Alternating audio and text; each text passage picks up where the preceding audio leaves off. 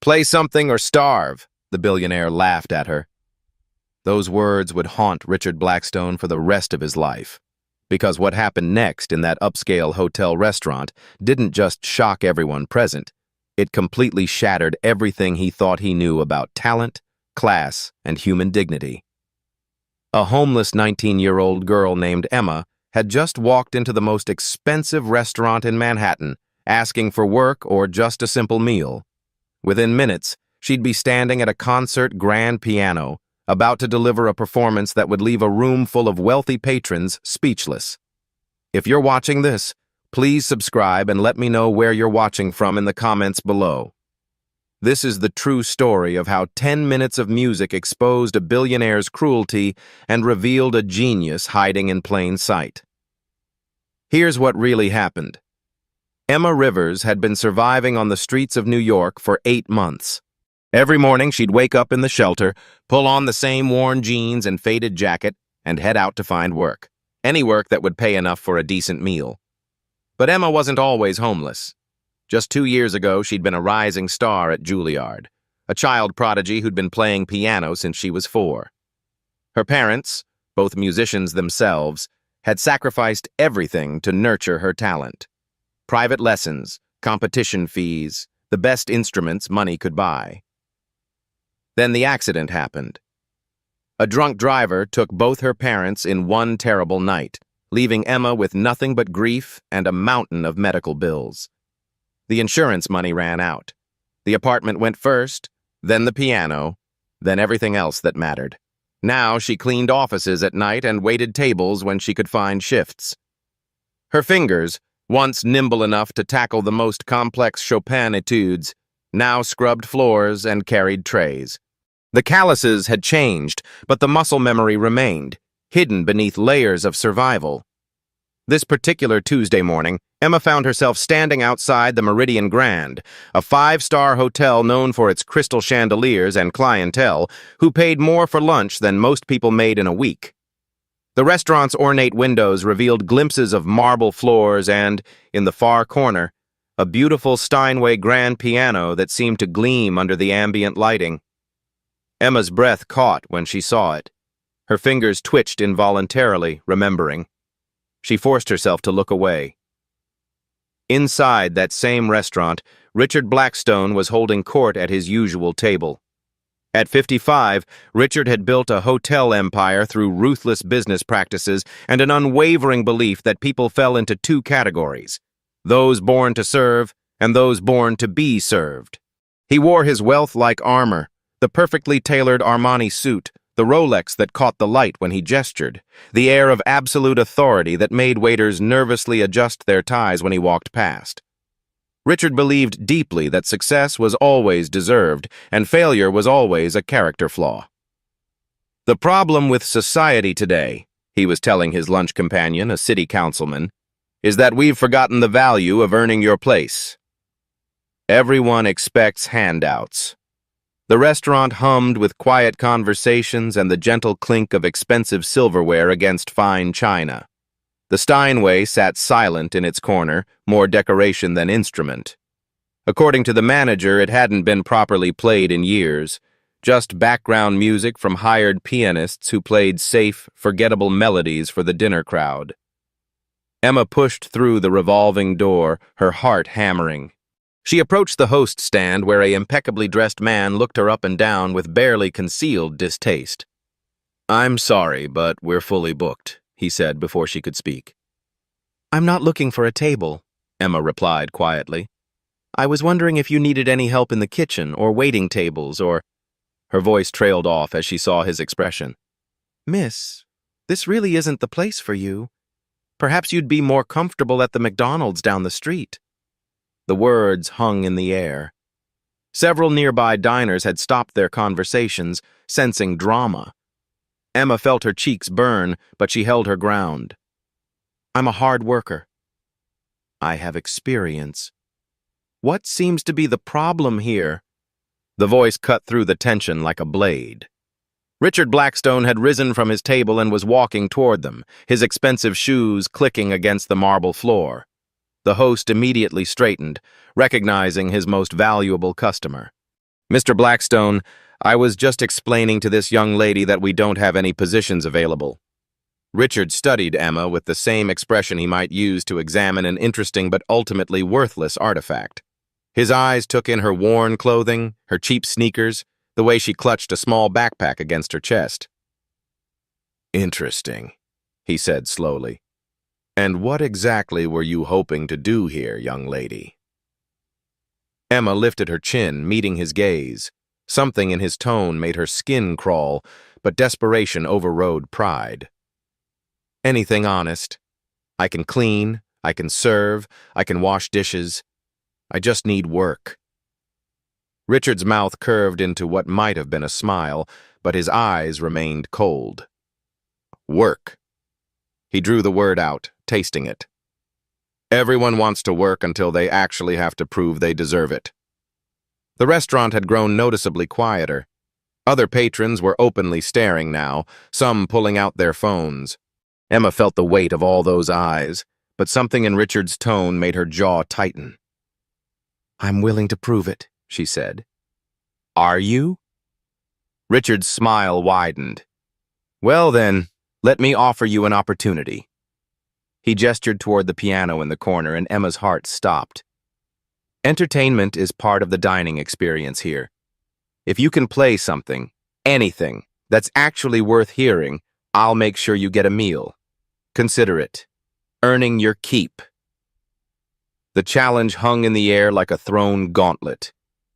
Emma stared at the piano, her mouth going dry. She hadn't played in months, not since she'd been forced to sell her keyboard.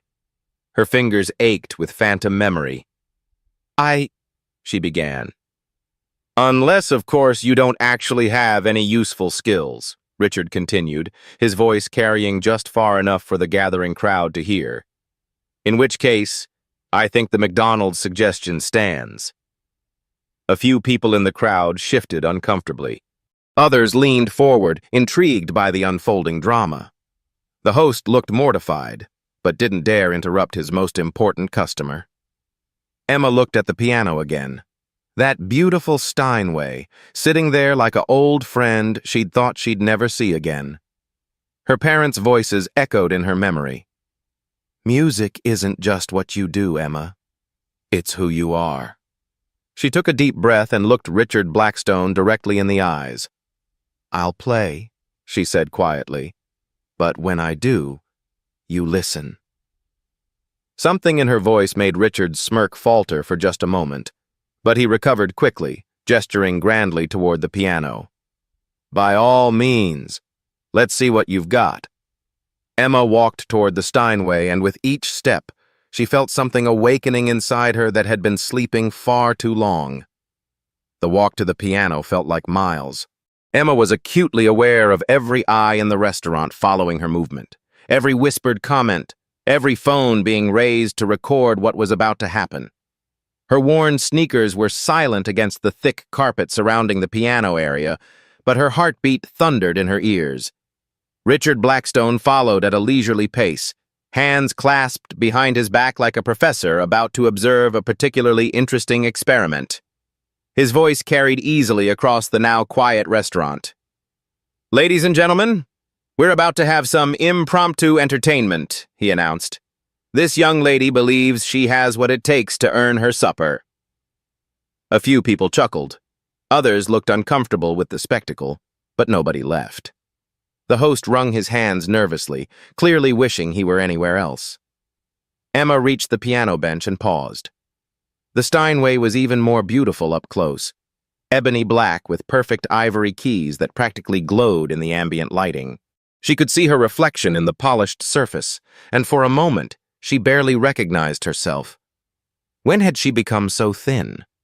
When had her eyes developed those dark circles? She pushed the thoughts away and gently lifted the keyboard cover. The keys were perfectly clean, tuned, waiting. This was a serious instrument, not some restaurant decoration. Someone had been taking care of it, even if nobody played it properly. Well, Richard's voice cut through her reverie. We don't have all day. My lunch is getting cold. More chuckles from the crowd. Emma adjusted the bench height with practiced movements, her muscle memory taking over. She hadn't realized how much she'd missed this. The ritual of preparation, the moment of communion between musician and instrument. Richard moved closer, addressing the crowd like a ringmaster. I think we can all agree that everyone should contribute something of value to society. Work for what you receive. It's a lesson many people your age haven't learned. Emma's hands hovered over the keys. She could play something simple, chopsticks or Mary Had a Little Lamb. Take whatever scraps of dignity Richard was willing to offer and walk away with a meal. It would be the smart thing to do. But as her fingers touched the cool ivory, she heard her father's voice. Never apologize for your gifts, Emma. The world needs beautiful things. I'm waiting, Richard said, his patience clearly wearing thin. Perhaps something simple? Chopsticks would be perfect for your skill level. The condescension in his voice hit Emma like a physical blow. She looked up at him. This man in his expensive suit, surrounded by luxury, who thought her life was a moral failing rather than a series of tragedies she'd never chosen. Actually, she said quietly, I was thinking of something a little more challenging. Richard's eyebrows rose. Oh? Such as? Emma's hands found their position on the keyboard. She hadn't played in 8 months, but her fingers remembered. They always remembered. Chopin's Étude Op. 25, number 11, she said. The Winter Wind. The silence that followed was different from before. Anyone with even basic musical knowledge recognized that name. It was one of the most technically demanding pieces in the classical repertoire, a whirlwind of notes that required not just technical skill but deep musical understanding. Richard's smirk wavered. That's quite ambitious. Are you sure you wouldn't prefer something more accessible? For the first time since entering the restaurant, Emma smiled. It wasn't a happy smile. It was the smile of someone who'd been underestimated one too many times. I'm sure. She closed her eyes and took a deep breath. Around her, the restaurant held its collective breath. Someone's fork clinked against a plate. A chair creaked. But Emma heard none of it. In her mind, she was 17 again, preparing for her Juilliard audition. Her parents were in the audience, her mother's hands clasped tightly, her father leaning forward with that expression of nervous pride he always wore during her performances. Music is the only honest language, her mother had told her once. It can't lie. It can only reveal truth. Emma opened her eyes and looked directly at Richard Blackstone. This piece, she said, her voice carrying clearly across the silent restaurant, is about surviving storms, about finding beauty in the most difficult moments. Richard's smile had disappeared entirely. Something in Emma's tone, in the way she sat at the piano, in the confidence that had suddenly replaced her earlier desperation, made him shift uncomfortably. Well, he said, his voice lacking its earlier authority, let's see what you can do. Emma placed her hands on the keys. The opening notes of Chopin's Winter Wind required perfect timing, flawless technique, and the kind of musical maturity that usually took decades to develop. She would need to summon every lesson, every hour of practice, every moment of joy she'd ever found at the piano. But first, she would give them silence. One perfect moment of anticipation before everything changed. Emma took one last breath, looked out at the crowd of expectant faces, and began to play. The first notes that emerged from the Steinway weren't the gentle, tentative sounds Richard expected. They were precise, controlled, and filled with a power that immediately commanded attention.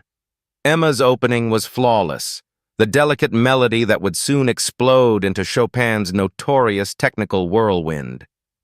Richard's confident smirk began to crack. He'd expected amateur plinking, maybe a butchered version of a popular song. Instead, he was hearing the opening measures of one of classical music's most demanding pieces, played with a maturity that made his chest tighten uncomfortably. That's actually Chopin, whispered a woman at a nearby table. Her companion, an older man with silver hair, leaned forward with sudden interest. "Not just Chopin," he murmured back. "That's Opus. 25, number 11. I heard Yuja Wang play this at Carnegie Hall." Emma seemed oblivious to the whispered conversations around her. Her entire being was focused on the keyboard, her fingers moving with increasing complexity as the piece began its inevitable climb toward technical impossibility. Her posture was perfect. Straight back, relaxed shoulders, hands positioned exactly as her conservatory training had drilled into her muscle memory. Richard cleared his throat loudly.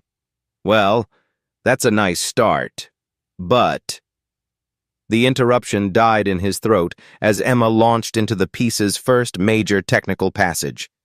Suddenly, the restaurant was filled with cascading notes, each one crystal clear and perfectly placed. This wasn't the playing of an amateur or even a talented hobbyist.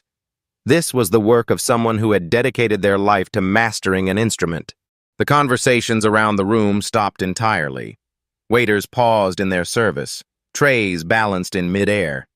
Even the kitchen staff had begun emerging from the back, drawn by the sound of music none of them had expected to hear in their workplace. Richard found himself stepping backward, his earlier confidence evaporating with each perfectly executed passage.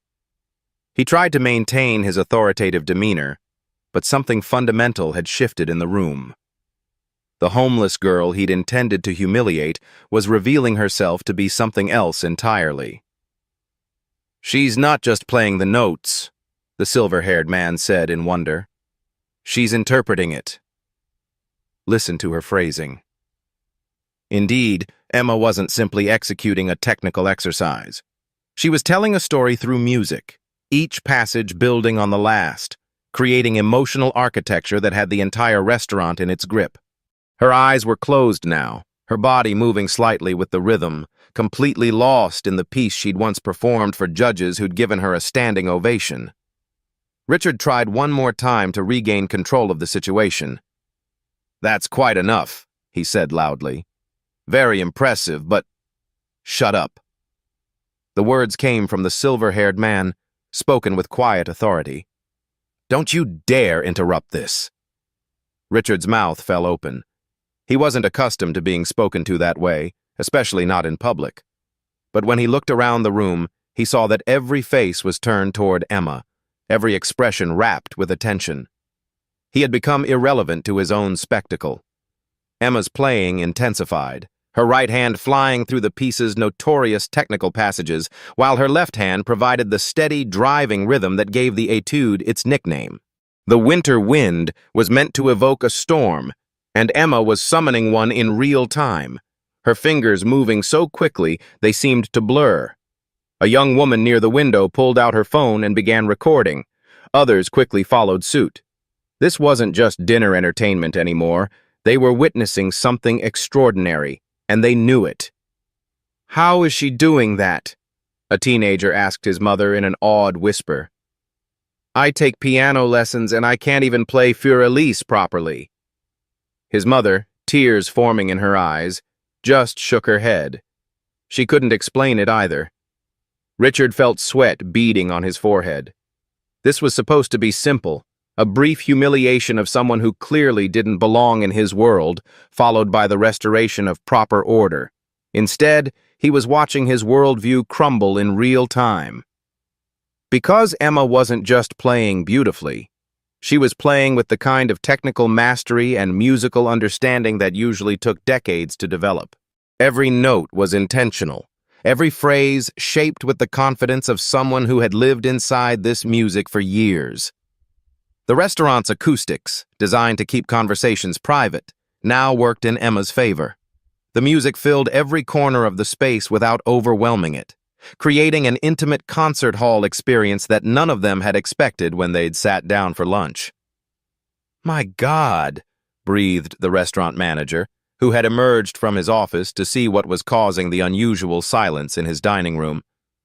"We haven't had playing like this since ever." Richard shot him a withering look, but the manager was too entranced to notice.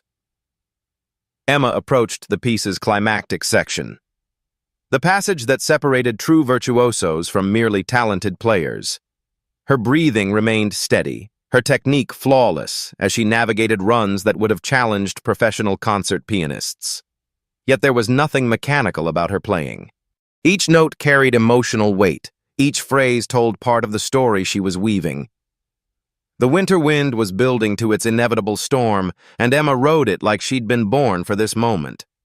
Richard realized with growing horror that people were no longer looking at Emma like she was a homeless girl pretending to play piano. They were looking at her like she was exactly what she was revealing herself to be, a trained musician of extraordinary ability who happened to be temporarily down on her luck. "Where did you study?" the silver-haired man called out during a brief pause between movements. Emma didn't answer. Couldn't answer without breaking the musical spell she was weaving. But her playing answered for her. This was conservatory-level technique combined with the musical maturity that only came from years of serious study. Richard's hands were shaking now.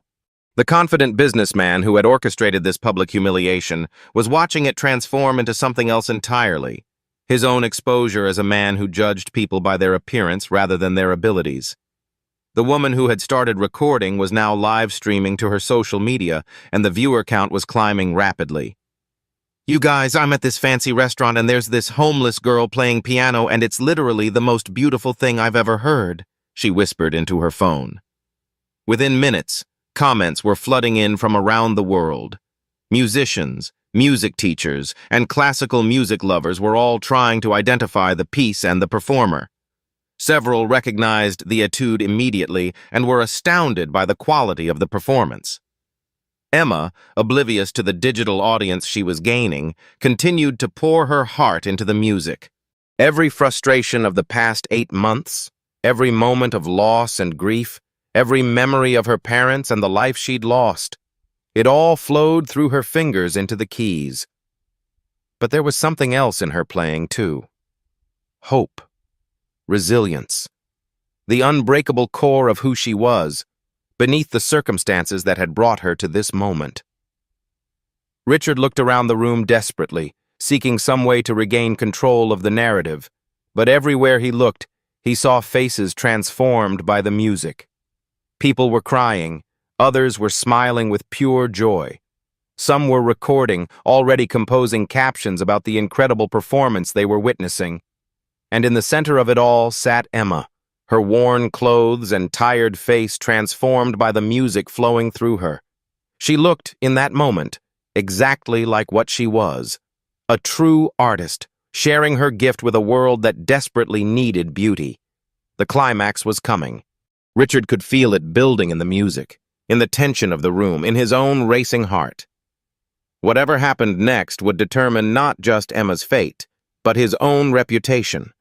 The winter wind was about to reach its peak, and Richard Blackstone was about to learn what happened when you underestimated the power of genuine talent.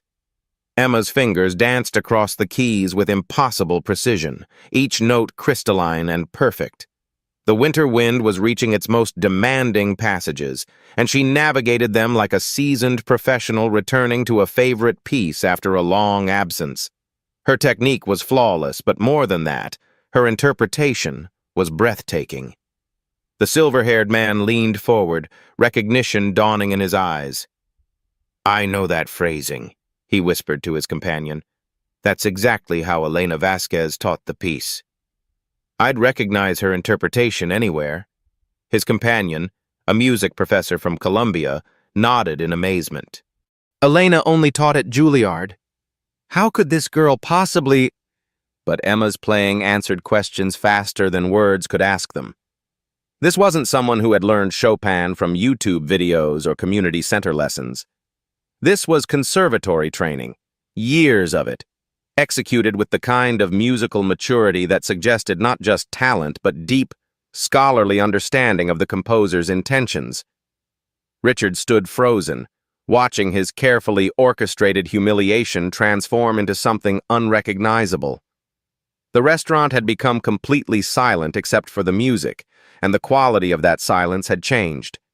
It was no longer the uncomfortable quiet of witnessing someone's embarrassment. It was the reverent hush of people experiencing something extraordinary. Emma's body moved with the music, her shoulders rising and falling with the emotional peaks and valleys of the piece. Her eyes remained closed, but her expression was completely serene. This was where she belonged, not cleaning offices or scrubbing floors, but creating beauty that could stop time and touch hearts. The teenager who had whispered to his mother earlier was now recording with tears streaming down his face. "Mom, she's incredible," he breathed. "This is better than any concert I've ever been to."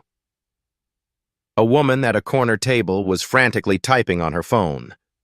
"David, you need to see this," she was texting to someone. "There's a girl playing piano at the Meridian and she's absolutely phenomenal, like PRODIGY-level phenomenal. The restaurant's acoustics carried every nuance of Emma's performance to every corner of the room. The Steinway responded to her touch like it had been waiting its entire existence for someone who truly understood how to unlock its voice. Each note hung in the air with perfect resonance before blending seamlessly into the next. Richard tried to speak, to somehow reassert control over the situation, but found his voice had deserted him. This wasn't supposed to happen. The homeless girl was supposed to fumble through chopsticks or admit she couldn't play at all, providing a neat moral lesson about people knowing their place. Instead, she was delivering a performance that would have earned a standing ovation at Lincoln Center. The live stream that had started with a few dozen viewers now had thousands watching from around the world. Comments poured in faster than anyone could read them. "Who is this girl? This is Chopin Opus 25 number 11, and it's perfect. Someone find out who she is and get her a recording contract. I'm a piano teacher and this is making me cry." Emma approached the piece's most treacherous passage, a section where the right hand must execute lightning-fast runs while maintaining perfect clarity and expression. Lesser pianists often rushed through it, focusing only on hitting the correct notes. But Emma shaped each phrase like a master sculptor working with sound. The restaurant manager had called over his entire staff to listen. Bus boys, servers, kitchen staff, everyone stood in the periphery, mesmerized. Several of the servers were crying openly, overwhelmed by the unexpected beauty that had invaded their ordinary workday. "In 20 years of managing restaurants," the manager whispered to his assistant manager, "I have never heard anything like this. Never." Richard's throat felt dry. He looked around the room and realized that something fundamental had shifted. People weren't looking at Emma like she was a homeless girl anymore. They were looking at her like she was exactly what she was revealing herself to be, a world-class musician who deserved respect, attention, and admiration. But Emma herself seemed unaware of the transformation happening around her. She was lost in the music, in the joy of reconnecting with the part of herself she thought she'd lost forever. Her fingers moved with the confidence of muscle memory perfected through years of disciplined practice, but her heart poured into every phrase.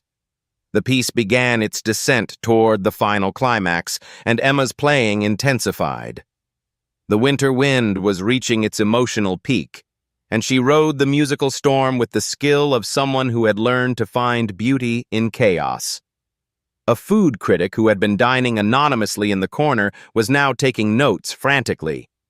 "This isn't just exceptional playing," she scribbled. "This is artistry of the highest order." How is someone of this caliber unknown? But Emma wasn't unknown. Not really. She was just invisible to people who had learned to look past anyone who didn't fit their expectations of what talent looked like. The silver-haired man pulled out his own phone and began making calls. "David, you need to drop everything and get down to the Meridian Grand," he said urgently. "There's a pianist here you need to hear." "No, I'm serious. This is the real deal." David turned out to be David Richardson, artistic director of the New York Philharmonic, and within minutes, he was on his way across town, abandoning his own meeting because Dr. James Hartford, the silver-haired man who had recognized Elena Vasquez's interpretation, had never been wrong about talent. Richard watched the phone calls, the live streams, the tears on the faces around him, and felt something close to panic.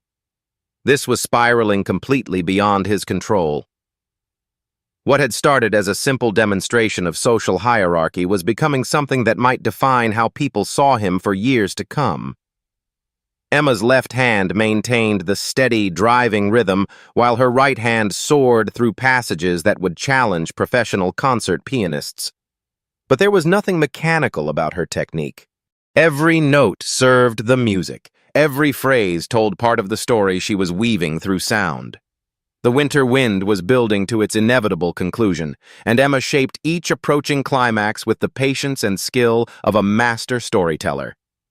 She wasn't just playing notes on a page, she was channeling Chopin's own emotional journey, making it fresh and immediate for everyone in the room. A young conservatory student who had been dining with her parents recognized not just the piece but the level of interpretation. "That's graduate-level playing," she whispered in awe. "Maybe even professional level. How is she not famous?" Her father, a music industry executive, was already thinking the same thing.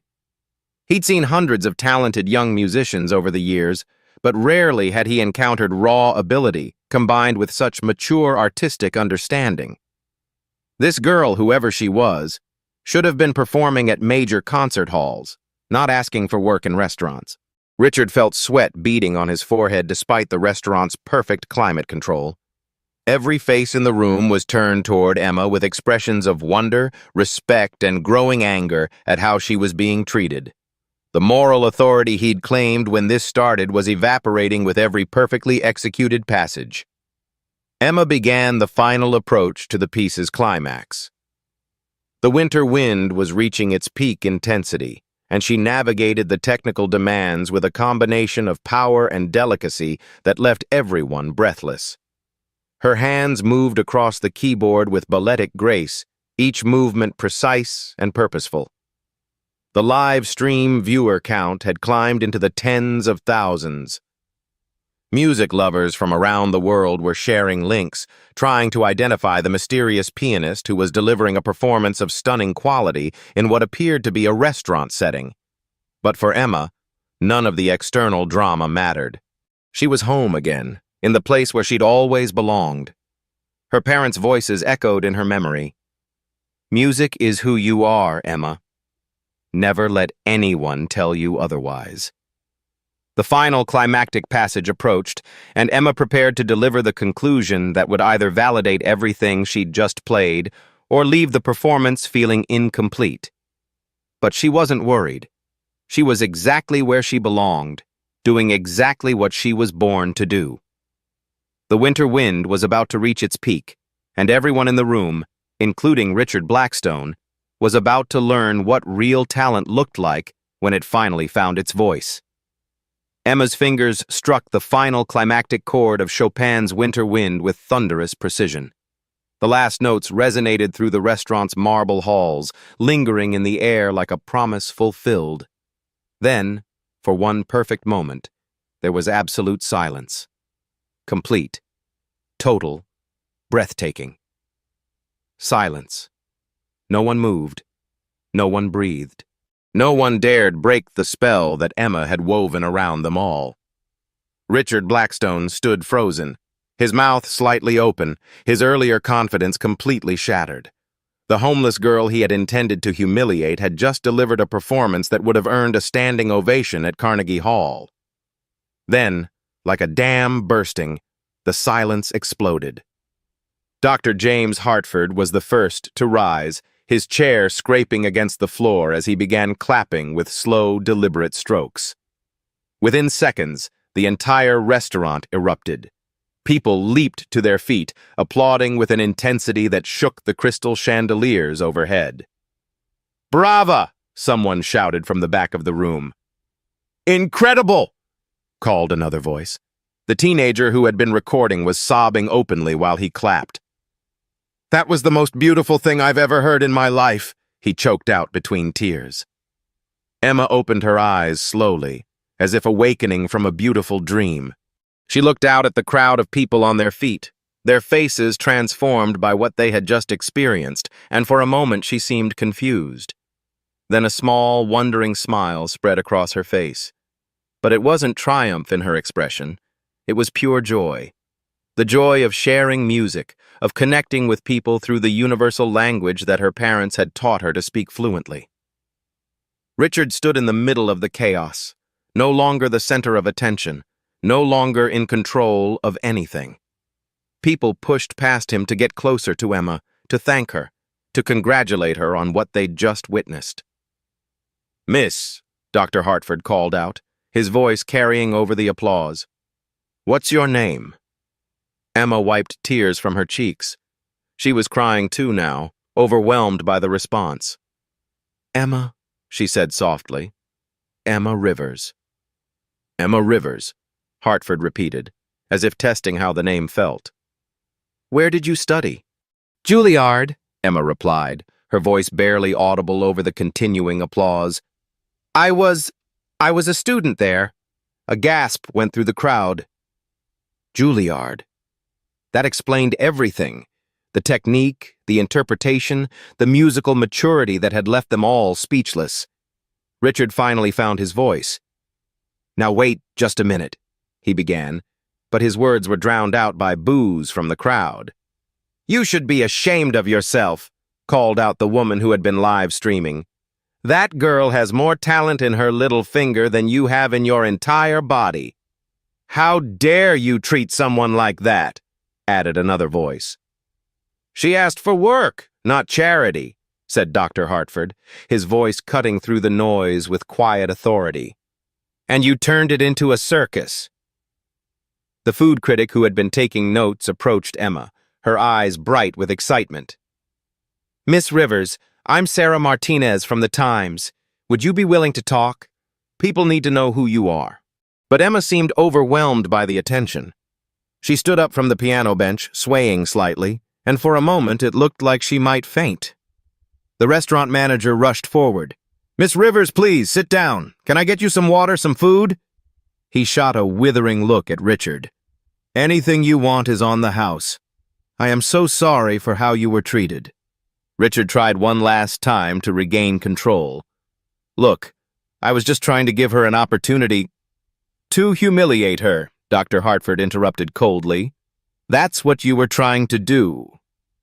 But what you actually did was reveal something extraordinary." Hartford turned to Emma, his expression gentle. "My dear, I'm Dr. James Hartford from the New York Conservatory. I need to ask you, why aren't you performing professionally?" Emma's voice was barely a whisper. "My parents died 2 years ago. I couldn't afford to continue school. I've been surviving however I could." The silence that followed was different from before. This wasn't the reverent quiet of musical appreciation. This was the heavy silence of people grappling with injustice, with the realization that extraordinary talent could be hiding in plain sight among those society chose to ignore. "Talent doesn't know social class," Emma said quietly, looking directly at Richard for the first time since finishing her performance. The words hung in the air like a musical phrase, simple and profound. Several people in the crowd nodded, some wiping away tears. Richard's face had gone white. The viral video of his behavior was already spreading across social media, accompanied by Emma's breathtaking performance.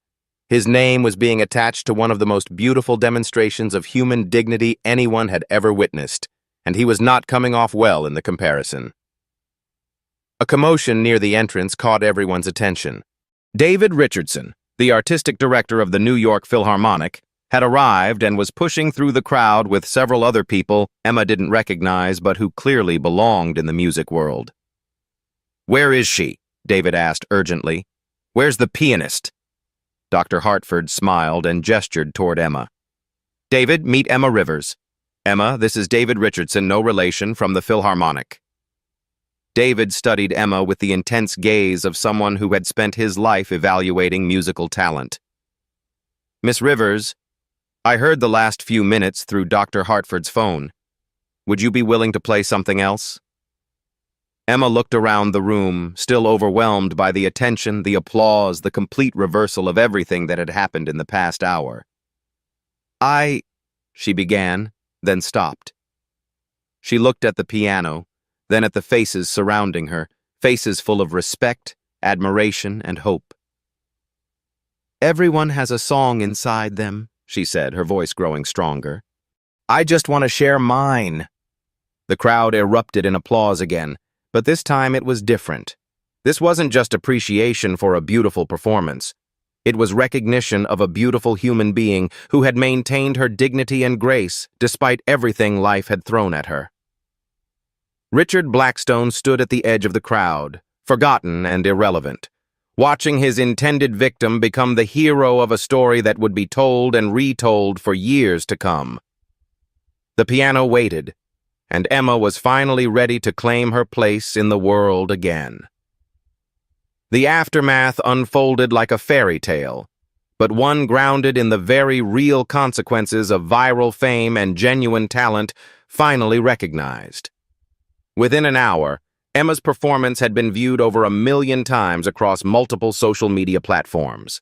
The hashtag Emma Rivers was trending worldwide, with musicians, music lovers, and social justice advocates sharing the video and demanding to know more about the extraordinary young woman who had turned a moment of intended humiliation into a triumph of human dignity. Richard Blackstone sat alone at his table, his expensive lunch untouched and cold. His usual dining companions had quietly excused themselves, unwilling to be associated with what everyone was calling the most tone-deaf display of privilege in recent memory. His phone buzzed constantly with calls from his PR team, board members, and journalists seeking comment. The restaurant manager, James Morrison, had quietly asked Richard to settle his bill and leave. "Mr. Blackstone," he'd said with professional courtesy barely masking his disgust, "I think it would be best if you took some time away from the Meridian. Your membership will be under review." Meanwhile, Emma found herself surrounded by a growing circle of opportunity.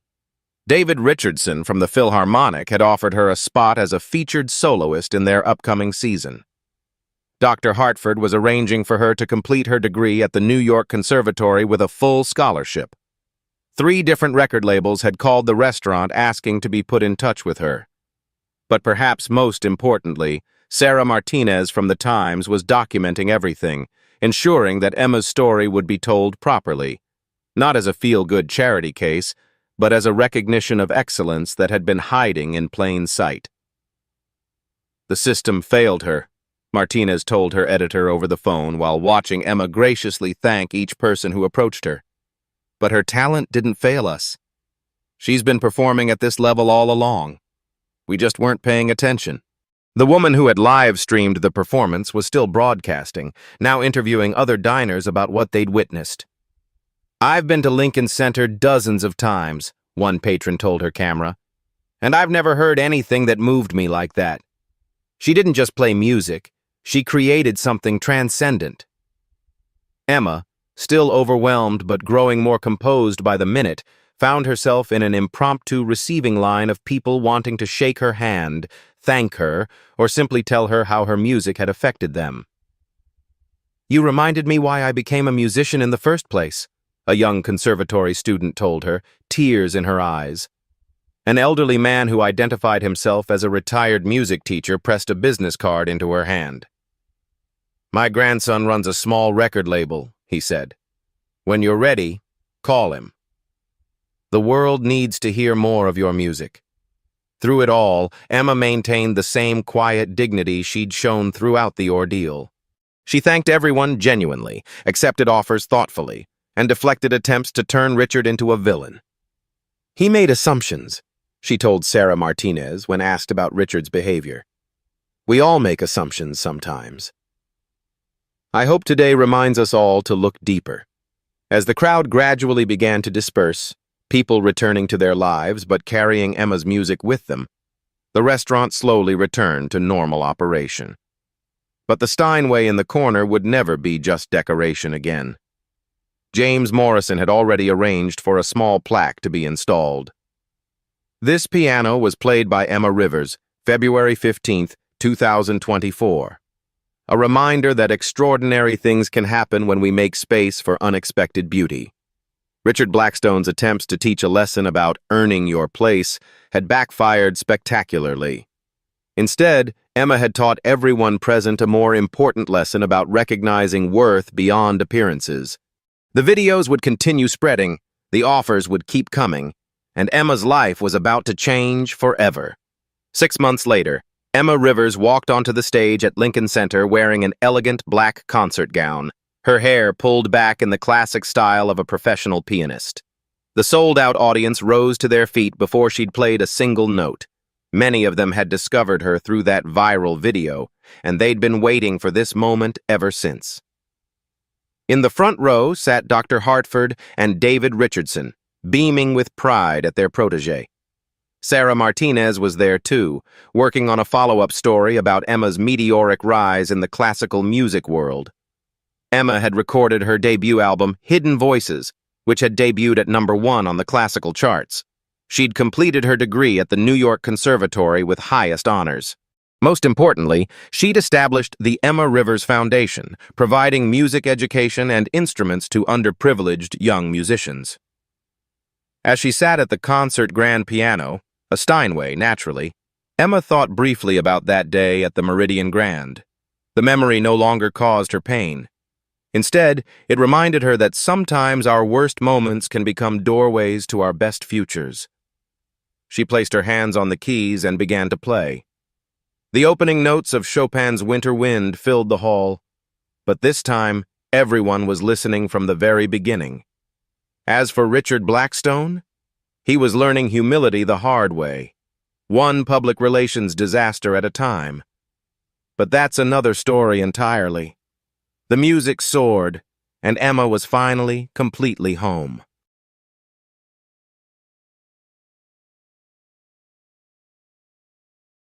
What happened today isn't just a story. It's a reminder. Silence protects systems, but courage rewrites them. At Beat Stories, we don't just watch change, we document it. Subscribe for more real stories that challenge power and amplify truth.